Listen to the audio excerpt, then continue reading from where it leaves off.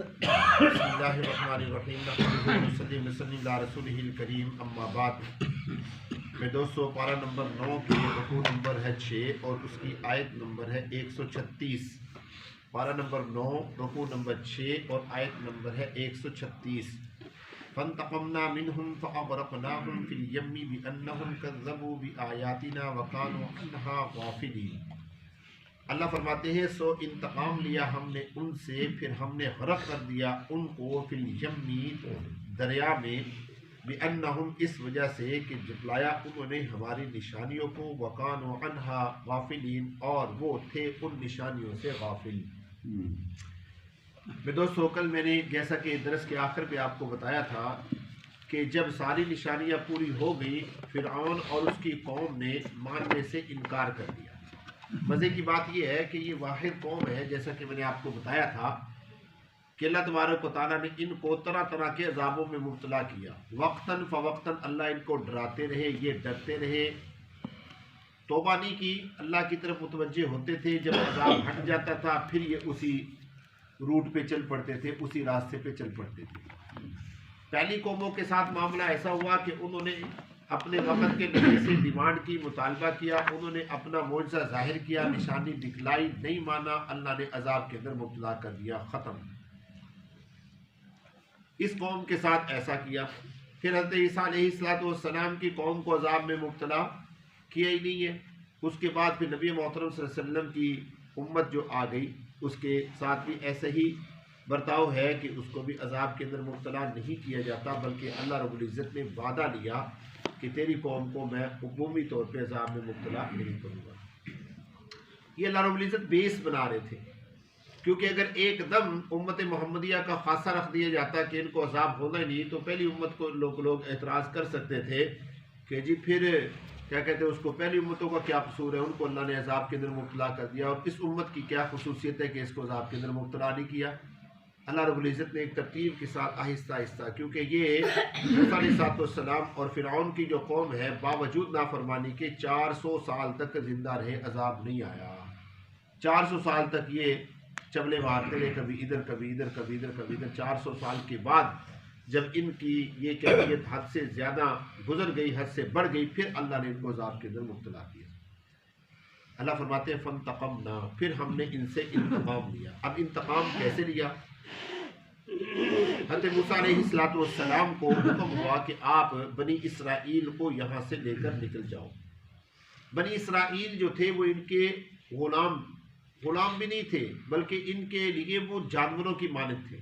وہ ان کے ساتھ جانوروں جیسا سلوک کیا کرتے تھے، مارنا پیٹنا، مردوں کے ذریعے سے کھیتوں میں ہل جوتنا، بیلوں کی جگہ پہ مرد حضرات کیا کرتے تھے، کھیتوں میں ہل جوتا کرتے تھے۔ اور اس لیے تو زرخیز تھا یہ علاقہ کہ یہ جتنے بھی بنی اسرائیل کے لوگ تھے سب کو انہوں نے کھیتوں میں لگایا ہوتا تھا، طرح طرح کا اناج اگانا، طرح طرح کی سبزیاں اگانی، ان کے ہاں یہ ایک کمال ہو گیا تھا۔ مصر اپنی پیداوار کے اعتبار سے بڑا مشہور ہو گیا تھا اس زمانے کے اندر۔ اور عورتیں ان کے گھروں کے اندر کام کیا کرتی تھی، وہ عورتوں کے اندر سارا دن ساری رات لگی رہتی تھی، یہ کھیتوں کے اندر لگے رہتے تھے، یہ زندگی۔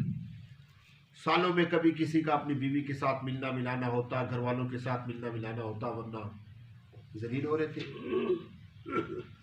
اللہ رب العزت نے موسیٰ علیہ السلام کو حکم دیا کہ اپنی قوم کو یہاں سے لے کر اب نکل جائے۔ اب یہ قوم بھی کوئی چھوٹی سی قوم تو نہیں تھی۔ حضرت یوسف علیہ السلام سمیت 12 بھائیوں کی اولاد تھی، 12 قبیلے تھے اور بڑے بڑے قبیلے تھے، لاکھوں کی تعداد میں ان میں لوگ بستے تھے۔ وہ 2 4 5 ہزار 10 ہزار بھی لوگ نہیں تھے، لاکھوں کی تعداد میں تھے۔ اب سب کو لے کے جانا بھی بڑا مشکل تھا، اور کیسے لے کر جاتے، کہاں لے کر جاتے، بات نہیں سمجھے؟ تو انہوں نے پھر کیا طریقہ کار اختیار کیا؟ اچھا مزے کی بات یہ ہے کہ یہ کام کرواتے تھے، لیکن ملنا ملانا ان کا عوام الناس کا مطلب کہ آپس میں لوگوں کا ملنا ملانا ایک دوسرے کے ساتھ اچھا تھا، یہ نہیں تھا کہ برا تھا۔ تو انہوں نے ان سے بہانے کے ذریعے سے کیا مانگا؟ زیور مانگا کہ ہمیں زیور دے دو، ہم نے جو ہے وہ کوئی شادی ہے، ہم نے اس پر جانا ہے۔ سب نے اپنے اپنے جو مالکن تھی اس سے مانگا تاکہ کسی کو شک بھی نہ ہو کہ وہ، تو سب نے مانگا اس طریقے سے، اور وہاں سے لے کر یہ رات کے اندھیرے میں وہاں سے کیا ہو گئے، نکل گئے۔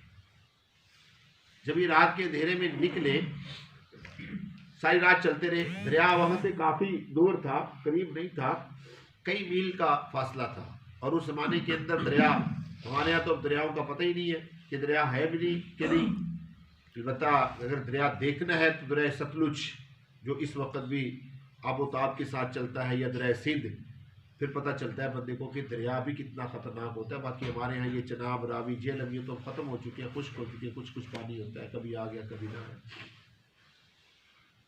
تو وہ دریا نہیں تھا بلکہ ٹھاٹھے مارتا سمندر تھا۔ اب حضرت موسیٰ علیہ السلام اپنی قوم کو لے کر چل پڑے دریا کی طرف۔ پیچھے سے فرعون کو اطلاع ملی۔ فرعون کو کس طریقے سے اطلاع ملی؟ کسی نے ان کو جاتے دیکھ لیا۔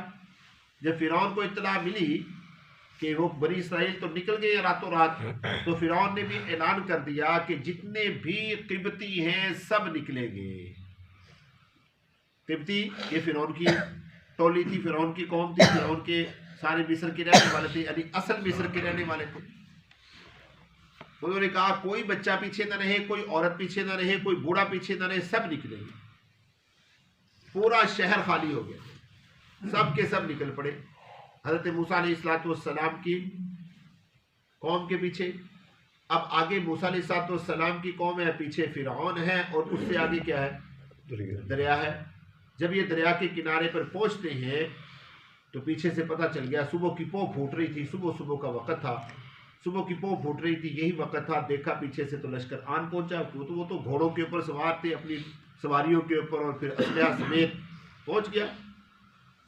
اب موسیٰ علیہ السلام کی قوم جو ہے وہاں پر پریشان ہو گئی، گھبرا گئی، ڈر گئی، اور موسیٰ علیہ السلام سے کہا کہ اب کیا کرنا چاہیے؟ آگے دریا ہے، پیچھے فرعون ہے، ہم تو رگڑے میں آ گئے، اب تو مروا دے گا۔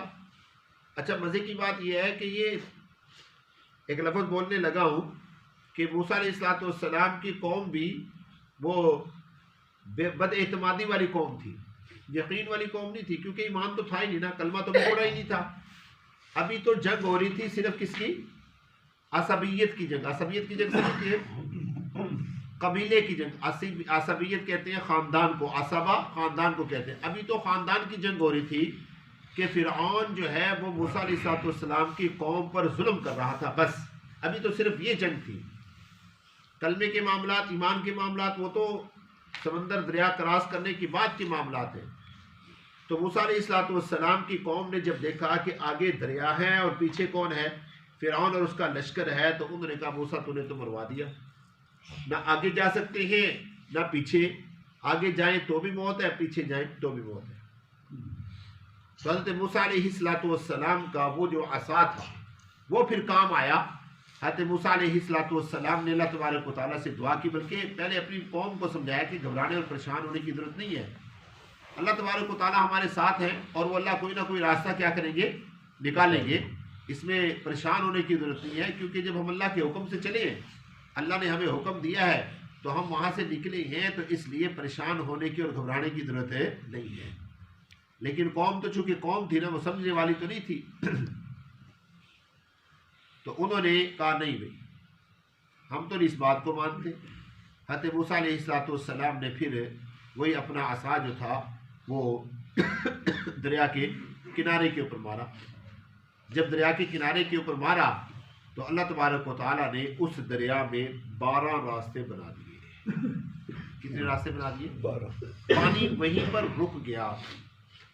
اب یہاں پر میں ایک تھوڑی سی وضاحت کر دوں، میں اسی کی آج تھوڑی سی وضاحت کروں گا۔ اس میں بہت سارے حضرات جو ہے نا بلا وجہ شکوک و شبہات میں بھی پڑ جاتے ہیں، سوال جواب بھی کرتے رہتے ہیں، وہ میں ایک ترتیب کے ساتھ سارا مسئلہ بیان کر دیتا ہوں تاکہ شکوک و شبہات بھی دور ہو جائیں اور اختلاف بھی ختم ہو جائے۔ حضرت موسیٰ علیہ السلام کی قوم کے لیے اللہ نے 12 راستے پانی پر بنائے، پانی خشک ہوا، 12 راستے بنے، قوم گزری، بات ختم۔ مٹی کے بنے، ہم نے اللہ نے ہم سے کیا مطلب کوئی نہیں پوچھنا۔ پانی کے بنے، اللہ نے ہم سے کوئی نہیں پوچھنا۔ بیچ میں دیواریں تھی یا نہیں تھی، وہ پل تھے، کیا تھا کیا نہیں تھا، اللہ نے ہمیں کوئی نہیں پوچھنا۔ اللہ تبارک و تعالیٰ نے صرف اتنا فرمایا قرآن پاک میں کہ ہم نے 12 راستے کیا کر دیے؟ بنا دیے۔ اچھا یہاں پر بعض رات یہ بھی اعتراض کرتے ہیں کہ جی وہاں پر قبیلوں کا تذکرہ ہے، 12 قبیلوں کا تذکرہ ہے، 12 راستوں کا تذکرہ نہیں ہے. اسنا عشرہ کے جو الفاظ آتے ہیں اس سے مرادہ قبیلے، راستہ ایک ہی تھا. اب ہم نے کچھ جھگڑا کرنا ہے اس بات کے اوپر کہ جی راستہ ایک ہو یا راستے 15 ہو یا 12 ہو. نہیں سمجھے میری بات؟ اچھا ایک میں آپ کو بتا دوں کہ جب راستے بن گئے تو بنی اسرائیل کی جو قوم تھی انہوں نے کہا کہ اے موسیٰ ہم تو نہیں جائیں گے اس راستے پہ، ہمیں کیا پتا یہ ہم اندر گھسے اور پانی نیچے چلے جائے کڑوم کر کے. نہیں سمجھے؟ حضرت موسیٰ علیہ السلام پھر پریشان ہوئے بھی، یہ تو قوم جانے کے لیے تیار نہیں ہے. پھر وہ چڑھ گیا سر پہ. اللہ رب العزت نے جبرائیل علیہ السلام کو بھیجا، وہ گھوڑے کے اوپر سوار ہو کر آئے اور انہوں نے ان راستوں کے اوپر گھوڑا دوڑایا. اس کا تذکرہ اللہ رب العزت نے 16ویں پارے کے اندر کیا ہے. گھوڑا دوڑایا تاکہ ان کو یقین ہو جائے کہ بھائی نہیں راستے ٹھیک ہیں. اچھا پھر راستے وہ اس طریقے سے تھے جس وقت پانی کی لہر آپ جانتے ہیں اٹھتی ہے، سمندر تھا، دریا تھی، پانی کی لہر اٹھی، اس طریقے سے وہ لہر اٹھی، جہاں عصا تھا وہی پانی رک گیا، پانی جو اوپر تھا اوپر رہ گیا، جو نیچے تھا نیچے رہ گیا، راستے بن گئے. اب ان لہروں کی وجہ سے کیا بن گئی؟ رکاوٹ بن گئی کہ جو 12 راستے تھے وہ ایک دوسرے کو نظر نہیں آ رہے تھے. اب وہ کہنے لگے کہ جی پھر یہ تو کام خراب ہے، ہمیں کیا پتا کہ ہم گزر رہی ہیں تو وہ پرلے گزر رہے ہیں کہ نہیں گزرے، دوسرے گزر رہے ہیں کہ نہیں گزرے، ہمیں کون سا نظر آ رہی ہے. یہ نہ ہو کہ ہم پیچھے رہ جائیں وہ آگے چلے گئے، ہم آگے چلے جائیں وہ پیچھے رہ جائیں، ہم ڈوب جائیں وہ بچ جائیں. یہ ان کی عادت تھی، مزاج تھا. آگے آپ بہت ساری چیزیں ان کے بارے میں ایسے سنتے رہیں گے، ٹینشن لینے کی ضرورت نہیں ہے. تو اللہ تبارک و تعالیٰ نے اس پانی کو ایسے کر دیا جیسے کیا ہوتا ہے، شیشہ ہوتا ہے، اور باقاعدہ طور پہ ایک دوسرے سے نظر آ رہے تھے وہ اس پانی کے اندر سے کہ وہ قبیلہ جا رہا ہے. اس طریقے سے یہ لشکر جو ہے وہ کیا ہو گیا، روانہ ہو گیا. اب فرعون نے جب دیکھا کہ راستے تو بن گئے ہیں. اچھا دیکھیں مزے کی بات یہ ہے کہ موسیٰ علیہ السلام کے ساتھ، ہم مسلمان ہیں نا، ہمارا یقین تھوڑا سا کمزور ہوتا ہے، ہم بعد میں یقین کرتے ہیں. جو کافر ہوتا ہے نا وہ چاہے کافر ہے لیکن اس کا یقین کیا ہوتا ہے، مضبوط ہوتا ہے. اب فرعون نے جس وقت دیکھا کہ 12 راستے بن گئے ہیں اس نے حکم دے دیا کہ گزرو. اس نے یہ نہیں سوچا کہ یار یہ راستے ختم ہو جائیں گے یا راستے ہیں بھی کہ نہیں ہیں، یہ بنی اسرائیل کے لیے. دیکھیں تباہ تو وہ بعد میں ہوا نا، فَانْتَقَمْنَا مِنْهُ فَأَغْرَقْنَاهُمْ، وہ بعد میں معاملہ ہوا نا. لیکن اس نے اپنے دماغ کے اندر جو بات پختہ کی ہوئی تھی کہ کچھ نہیں ہوگا، جیسے وہ گزر گئے ہم بھی گزر جائیں گے. نہیں سمجھے میری بات؟ ایک لطیفہ مجھے یاد آ گیا، سنا دو اجازت ہے؟ وہ مولوی صاحب بیان کر رہے تھے نا، کوئی میرے جیسے مولوی صاحب تھے، بیان کر رہے تھے نا کہ جی آدمی بسم اللہ پڑھ کے اللہ کا نام لے کے یقین کر کے دریا کے اوپر سے گزر جائے وہ ڈوبتا نہیں ہے. وہ ایک تھا کوئی جٹ بیچارہ، اس نے جناب مولوی صاحب کی بات پہ یقین کر لیا، وہ گیا دریا پہ، اس نے بسم اللہ پڑھی، وہ جناب پار ہو گیا. اب وہ روزانہ آتا روزانہ جاتا. کئی دنوں کے بعد پھر مولوی صاحب کے بیان میں بیٹھا تو مولوی صاحب کو کہنے لگے کہ مولوی صاحب ایسے ایسے کر کے میں تو کرتا ہوں. نہیں سمجھے؟ مولوی صاحب کہنے لگے ہے ایسے کیسے ہوتا ہے؟ کہ آپ ہی نے بیان کیا تھا، آپ کی بات پہ مجھے یقین ہے، آپ نے کیا تھا، میں تو کرتا ہوں. انہوں نے کہا جی مجھے بھی دکھاؤ. وہ مولوی صاحب کو لے گیا، دکھایا تو وہ بسم اللہ پڑھی اور جناب کراس کر گیا. اس نے کہا یار یہ مولوی صاحب آپ نے چونکہ بیان کیا تھا اس کے مطلب ہے آپ کا یقین تو میرے سے بھی زیادہ ہوگا، آپ بھی گزر کے دکھائیں. وہ تو میرے جیسا تھا نا جی. اب وہ تو پھنس گیا، اب وہ کیا کرے. اب جب وہ ٹھیک ہے جی گزروں گا، جب اندر جانے لگا تو نمازیوں سے کہتے ہیں مجھے رسی باندھ دو پیٹ کے اوپر، اگر میں ڈوبنے لگوں تو مجھے کیا کر لینا. یہاں سے یقین کا بیڑا غرق ہو گیا. جب ہمارا یقین رسی پر آ گیا ختم. طارق بن زیاد نے گھوڑے کشتیاں جلا دی، واپس نہیں گئے. حضرت عمر فاروق رضی اللہ عنہ کے زمانے کے اندر، حضرت امیر معاویہ کے زمانے کے اندر گھوڑوں کے ٹاپوں نے سمندر پار کرے. یقین میں دوستو ہمارا یقین، ہمیں اللہ ہم سے اتنا یقین کوئی نہیں مانگتا کہ تم یقین کرو جمپ اٹھاؤ اور آسمان پہ پہنچ جاؤ. اللہ ہمیں کوئی نہیں کہتا. اللہ اتنا ہی کہہ دیتا ہے کہ تم اپنے اور اپنے بچوں کے رزق کے لیے ہی یقین کامل کر لو، میں تمہیں عطا کروں. کوئی ضرورت نہیں ہے ہمیں دریا کے اوپر پار کرنے کی اور جناب آسمان پر اڑنے کی اور جناب کیا کہتے ہیں اس کو جنگلوں میں جانے کی، رحمانیت اختیار کرنے کی.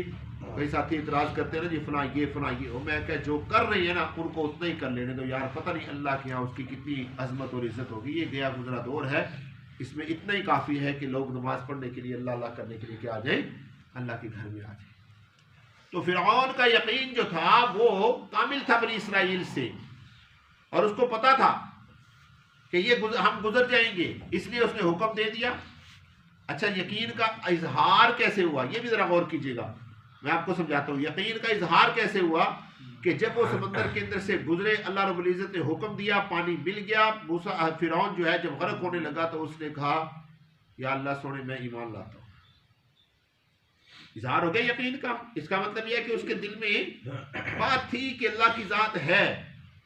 اب وہ بولتا ہے کہ اللہ سونے میں کیا کرتا ہوں. اور ایک دفعہ نہیں کہا آمنت بھی بنو اسرائیل، 2 مرتبہ نہیں کہا، 3 مرتبہ اس نے کہا انا من المسلمین، کہ میں ایمان لاتا ہوں، میں ایمان لاتا ہوں، میں ایمان لاتا ہوں.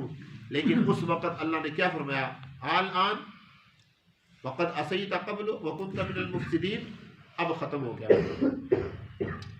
ہاں، اس تیرے یقین کی وجہ سے، تیرے اظہار کی وجہ سے الیوم ننجی کا بھی وعدہ نہیں کہا، ہم تیرے جسم کو کیا کر دیں گے، نجات دے دیں گے. کہ تو نے چونکہ کلمہ پڑھا تھا، ایمان لایا تھا اس معنی میں کہ تو چاہتا تھا، لیکن چونکہ حالت غرغرہ طاری ہو چکی تھی، موت کی کیفیت ظاہر ہو چکی تھی، اس لیے اب تیرا ایمان جو ہے وہ قبول نہیں ہے. لیکن تیرے اس اظہار کی وجہ سے ہم کیا کریں گے، تیرے جسم کو کیا کر دیں گے، قیامت تک کے لیے محفوظ کر دیں گے. یہ تجھے اعزاز ملے گا، لیکن آنے والے لوگوں کے لیے کیا بن جائے گی، عبرت بن جائے گی. ہمارے مسلمان، افسوس ہمارے مسلمان بھائی کیا کہیں. ڈاکٹر صاحب تبصرہ کرتے ہیں، ڈاکٹر طارق صاحب، اس کے اوپر بڑا پیارا، مجھے مزہ آتا ہے جب یہ بات کرتے ہیں. ابھی چند دن پہلے کی بات ہے، ایک ویڈیو آئی، اس کے اندر جناب مسلمان پاکستانی فرعون کی ممی پہ جا کے وہ کر رہے ہیں، دعا کر رہے ہیں، ایسے فاتحہ خانی پڑھ رہے ہیں. اب کیا بتا سمجھے ڈاکٹر صاحب، جہالت کی انتہا ہے نا. آپ یقین نہیں کریں گے، آپ جس شعبے کے اندر ہے نا، جس شعبے کے اندر ہے، جب آپ کا جس شعبے سے تعلق ہے، آپ اس شعبے میں جا کے صرف 15 منٹ نکال کے بیٹھے، جو آپ کے ساتھ متعلقین لوگ ہیں ان سے آپ نماز جنازہ کی دعائیں سنیں، کلمے سنیں، نماز سنیں، کچھ بھی نہیں آتا. جی ڈاکٹر صاحب، پتہ ہی نہیں ہے لوگوں کو. آپ سنیں، پتہ چل جائے گا، آپ خود پتہ چل جائے گا. اور اس سے بڑھ کر ایک بات کہہ دوں، اپنے آپ سے سن کے دیکھ لیں، خود اپنے آپ سے. یعنی کہ میں اپنے آپ کو سناؤں دعائیں، مجھے بھی نہیں آتی. کسی سے کیا سننی، خود کو بھی نہیں آتی. اور فرصت بھی نہیں ہے، وقت بھی نہیں ہے، ٹائم بھی نہیں ہے. اور وقت اتنی تیزی کے ساتھ گزر رہا ہے جس کا اندازہ ہم کر نہیں سکتے. 6 سال ہو گئے مجھے آپ کے پاس. کتنے؟ 6 سال گزر گئے ڈاکٹر صاحب. وقت کتنی تیزی کے ساتھ گزر رہا ہے، سمجھے. اس لیے میری عرض ہے کہ اس کو پکڑ لیں. کس طرح پکڑنا ہے، اللہ کے راضی کرنے کے لیے. اللہ مجھے اور آپ کو ان کی توفیق دے.